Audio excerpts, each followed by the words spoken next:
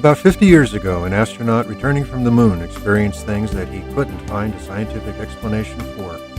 So, with some colleagues, he launched a new science focused on the mind and how it works in the body and across space and time. It's the field of Noetics, where the tools of modern science are used to help us understand how what we think and feel affects us and the world around us. Now, this is Dr. Ruth Miller's Noetic Moments from the studios of KXCR Community Radio in Florence, Oregon.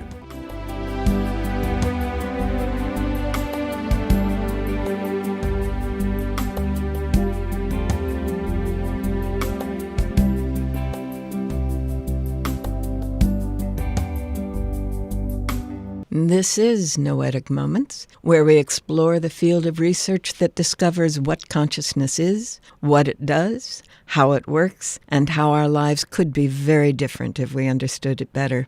I'm Ruth Miller, a longtime student of consciousness, cybernetics, and anthropology, and through this series of programs, I'm introducing some of the people whose work has defined this field of research, and I'm explaining some of their ideas and experiments. I'll also explore some relevant news items and answer questions that you, the listeners, send to my email address, ruth@noeticmoments.org. And Noetic is spelled Noetic. Well, since we began this program, we've focused on the various models people have developed to explain our experience and the experiments that have supported those models. From the earliest scientific explorations, we learned that most of what goes on in the mind is not in our conscious awareness at all, but goes on in unconscious processes.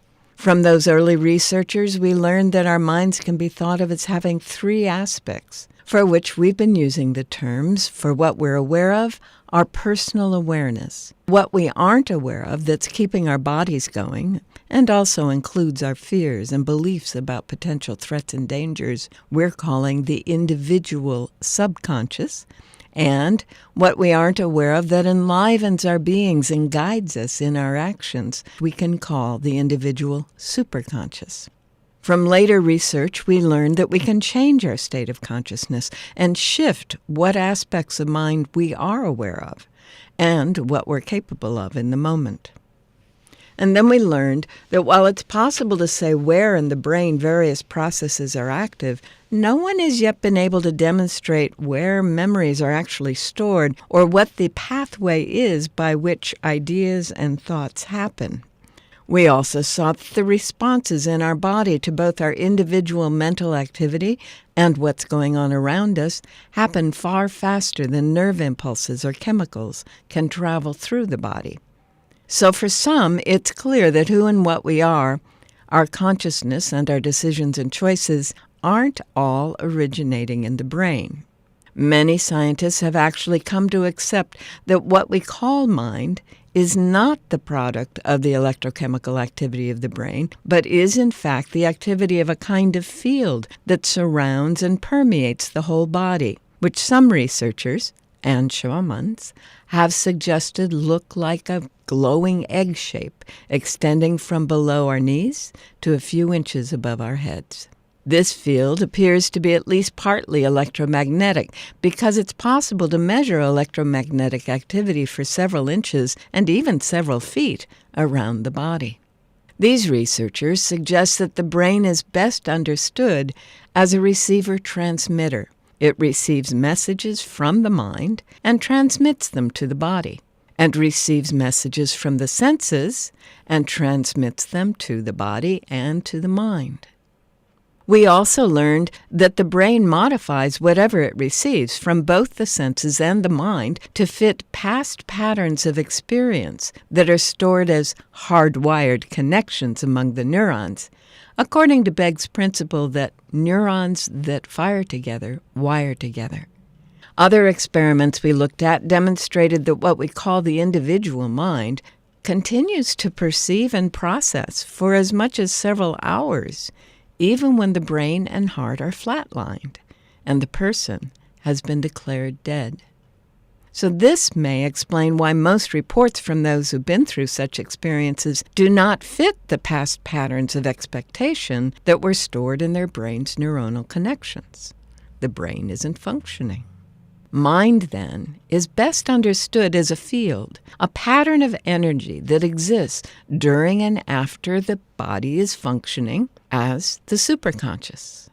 It permeates and develops with the body and the brain as the subconscious, and is being told by the sensory parts of the brain what the world out there is like in our personal awareness. Now, every field is a unique pattern of vibrations that's different from other fields, and some experiments have demonstrated that people, and some animals, have minds that are vibrating along the same patterns. They resonate with each other, like a musical chord. Such resonant minds are able to sense when the other is focusing attention on them or about to come home. Their bodies have been measured to change in subtle ways when someone they're connected with turns their attention their way, even though they can't hear or see them doing so. Seeing this, we begin to understand how bodies and environments shift and change as people change their thought processes, what they're focusing on in the personal awareness part of their consciousness. It also explains the effectiveness of things like mental or spiritual healing and what's called the placebo effect, how the belief of the patient or the care provider in a treatment can help the patient receiving that treatment experience extraordinary healing. We've learned that mind affects matter in a variety of ways. In the famous double-slit experiments in quantum physics, the subatomic building blocks of the universe show up as energy or matter, depending on whether a mind is present to observe them. The collective human mind has also been demonstrated to change the readouts on large numbers of random number generators on the network of computers run by the Global Consciousness Project. Because of the nature of fields, and because of things like the Global Consciousness Project, a growing number of scientists are seeing our individual mind as part of a larger field, a noosphere, a global brain, or, in Carl Jung's terms from 100 years ago, a collective consciousness. More and more scientists are equating that larger field with the quantum or zero-point field out of which all matter and energy arises in the orderly system we call the universe. A field that one scientist, Ervin Laszlo, calls the Akashic field, using a Sanskrit term that means the essence of everything that exists in the material world. Based on all of that, we began to explore some of the more popular explorations of how the mind works, including the way the world around us reflects what we've been focusing on in what's often called the law of attraction, and the way we can access information in the quantum or Akashic field through insight, intuition, and the increasingly understood process of channeling. And dreams and the dreaming process, how they affect the body and relate to our consciousness individually and collectively. You can catch up on our past shows on our website, www.noeticmoments.org, where you'll also find links to the clips and books and authors that I mention on the show. Now, we've been talking about how mind must be a field that the brain can access and receive data from, and today I want to introduce Donald Hoffman, a neuroscientist who is well known for his work demonstrating how we see what our brain is programmed to see. Hoffman's work led him to realize that our mind and perceptions then are not directly linked, which led him to wonder if it's possible to actually describe, in mathematical terms, how it works. I'll let him explain. How could sodium, potassium, calcium ions running back and forth through holes in neural membranes be my conscious experience of the color green, or the smell of a rose, or the sound of a trumpet? There are a lot of so-called theories out there, and they'll have all these interesting neural mechanisms like reentrant thalamocortical loops, collapse of states of microtubules and so forth. But then when you say, where does the consciousness comes in, and they try to say, here comes consciousness, there's always a gap right there. There's a miracle that occurs between the reentrant thalamocortical loops and the appearance of consciousness. And no one has been able to fill that gap in. So I'm actually exploring a different direction. So my burden then is different from the burden of the neuroscientists who say that brain causes consciousness. They have to show how the brain or activities of the brain or properties of neurons or loops of activity cause consciousness without a hand wave, and they can't do that.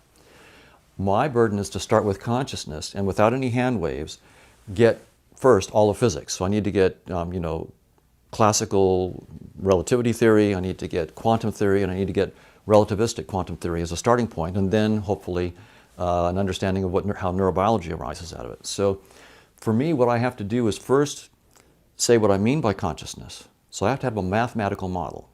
And I've presented one at this conference that I call conscious agent. And it's a very simple, and for a mathematician, my structure is actually quite simple. It's just 3 probability spaces, 3 maps between those spaces, technically Markovian kernels, and then just 1 counter that counts the number of experiences that you've had. It's a very, very simple mathematical structure.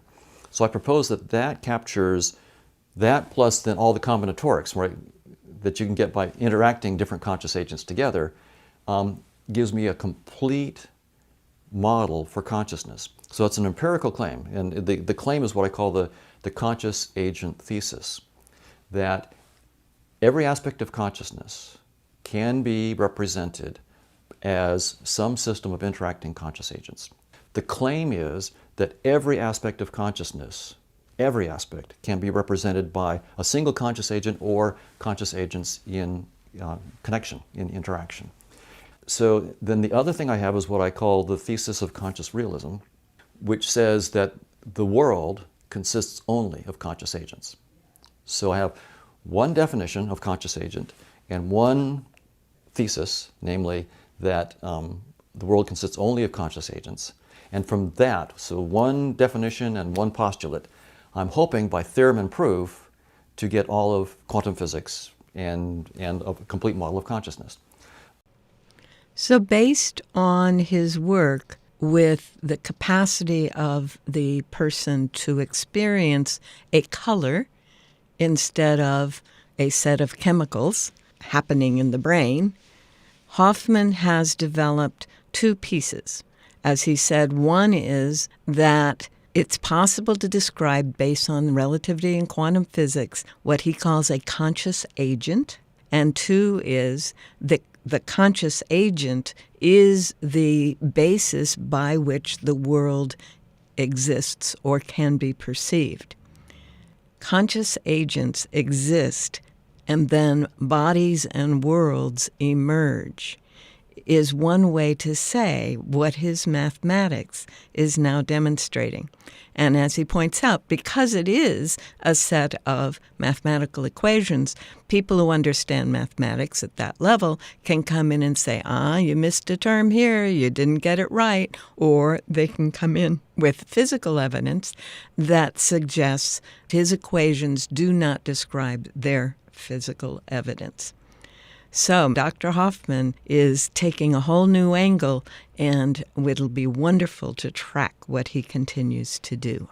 Now, he's by no means the first person to suggest that quantum activity and quantum theory can be applied to help us understand the nature of brain and mind and consciousness. One of the things that I'm going to draw on now is an article that was published in 2004 at Stanford University's Plato program, Quantum Approaches to Consciousness. It says, it is widely accepted that consciousness, or more generally mental activity, is in some way correlated to the behavior of the material brain. Since quantum theory is the most fundamental theory of matter that is currently available, it is a legitimate question to ask whether quantum theory can help us to understand consciousness. Several approaches answering this question affirmatively, proposed in recent decades, are surveyed in this paper. They suggest 3 basic types of corresponding approaches: consciousness as a manifestation of quantum processes, quantum concepts used to understand without referring to brain activity, and matter and consciousness regarded as dual aspects of one underlying reality. So the introduction of this paper on the website, which will be linked on our website, says the problem of how mind and matter are related to each other has many facets and many disciplines involved. And then it goes into a section on philosophical background assumptions having to do with quantum theory. In many discussions of material, MA, brain states, and mental, ME, states of consciousness, the relationships between them are conceived in a direct way. This illustrates a minimal framework to understand and study the reduction or emergence relations. And it goes on, much discussed counter-arguments against the validity of this approach exist, and it goes on to describe some of them. And then it says, however, relations between mental and material states can be conceived in a non-reductive fashion, where mental states and or properties can be considered as emergent if the material brain is not necessary and not sufficient to explore them. This leads to a dualistic scheme of thinking, right? You have matter, and now that emerges something else. Goes on to say of particular interest for consciousness studies are approaches that have been developed in order to pick up the proposal that Niels Bohr came up with when he was talking about these things. And so then it talks about equations that can help us understand that. And he says such dual-aspect frameworks of thinking have received increasing attention in contemporary discussion. This was 2004, which in scientific terms is a long time ago. And they have a long tradition, it says, reaching as far back as Spinoza. In the early days of psychophysics, Fechner, 1861, and Wundt, 1911, advocated related views. And Whitehead, the modern pioneer of process philosophy, referred to mental and physical poles of actual occasions which transcend their bipolar appearances. There's more and more of the history in this article. Then it brings up in the third section the idea of a quantum brain, and especially the Penrose and Hammerhoff material that we sought about sometime in the past. There are quite a number of accounts, the paper says, discussing quantum theory in relation to consciousness that use the basic ideas of quantum theory as metaphor. Then there are those that use the status quo of present-day quantum theory to describe neurophysiological and neuropsychological. And these are built up from von Neumann and Wigler of the 30s through 50s. And then there's a third category that refers to further development, assuming there's going to be greater development of quantum theory. So there's several sections on this, including some marvelous diagrams of various people's ideas, marvelous detail if you want to get into the detail of how people have used quantum theory to help try to explain the relationship between the brain and consciousness. Section 4 says quantum mind, applying quantum concepts to mental systems. Remember, they're talking about material systems on the one hand, which is what Section 3 was, and mental systems. It goes on to say, today there is accumulating evidence in the study of consciousness that quantum concepts like complementarity, entanglement, dispersive states, and non-Boolean logic — Boolean logic is what they use to run computers with — play significant roles in mental processes. Corresponding quantum-inspired approaches address purely mental and psychological phenomena using the formal features employed in quantum physics. So the next several sections are exploring what this is and how it's being done. And there's a section on how decision processes rely on this. The key idea, they say, is to define probabilities for decision outcomes and decision times in terms of quantum probabilities. Makes very good sense. The idea is, as I am in the moment and I have a range of choices, the same phenomenon that occurs in the quantum world, where a subatomic part of the universe has many options of states, I have many options of decision, and we can use this same model to explore both. And then it goes on to perception and learning processes and so on. And then Section 5 is looking at mind and matter as dual aspects of one thing and the correlations between mind and matter, and goes on with some options there. Section 6 is their conclusions. The opening line is, "The historical motivation for exploring quantum theory in trying to understand consciousness derived from the realization that collapse-type quantum events introduce an element of randomness," and so goes on in the conclusion to talk about very specific people and their ideas. In the last paragraph of the paper, "Maybe the best prognosis for future success among the examples described in this overview, at least in foreseeable timescales, goes to the investigation of mental quantum features without focusing on associated brain activity to begin with."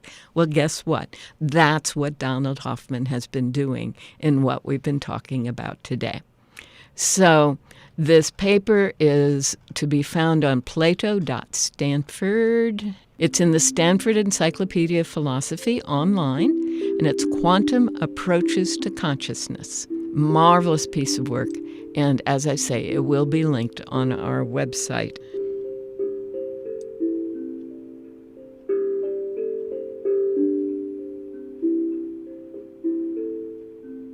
Well, if you just tuned in, you are listening to Noetic Moments, the show that explores what consciousness is, what it does, and how our lives could be better if we understood it more fully. I'm Ruth Miller, and that sound tells me we need to look at what's going on in the world today and what you, the listeners, are curious about. There's a marvelous news release that came out earlier in January of 2023. This one is called "High-Frequency Brainwave Patterns in the Motor Cortex Can Predict an Upcoming Movement." So what they're seeing is what they call a propagating wave pattern. You know how in the ocean the little waves seem to build up into a bigger wave? That's what they're talking about. And they're saying we're looking at this propagating wave pattern and shown that the direction the wave goes tells you something about what the animal is about to do. So the neurons build up a wave in the direction of the decision that is being made prior to the action.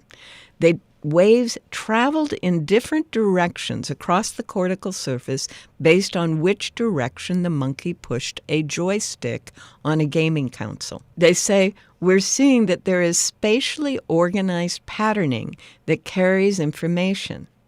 A wave moves across the cortex just prior to a movement. Isn't that marvelous? The brain is picking up the transmission from the mind as a wave across the neurons. It's not a particular set of neurons that start firing in the decision. It's this wave across the whole thing in the direction that the mind is inviting the monkey to move. As someone who uses an intuitive sense of how I am being guided by mind to act, it feels just like that. A wave in the body-mind. I find this particularly exciting. Well, that's it for today's show. The next time we get together, we will look at more of the research being done in an attempt to understand what consciousness is, what it really does, and how we can experience life differently when we use it fully.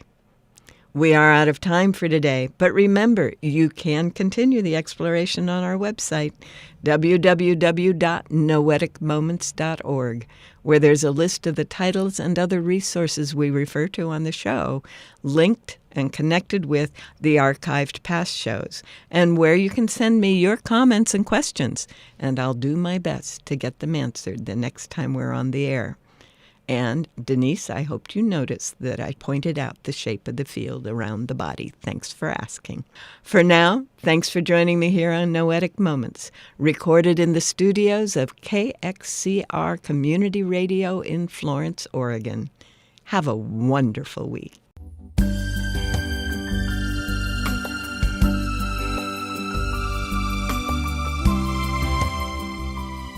You've been listening to Dr. Ruth Miller's Noetic Moments.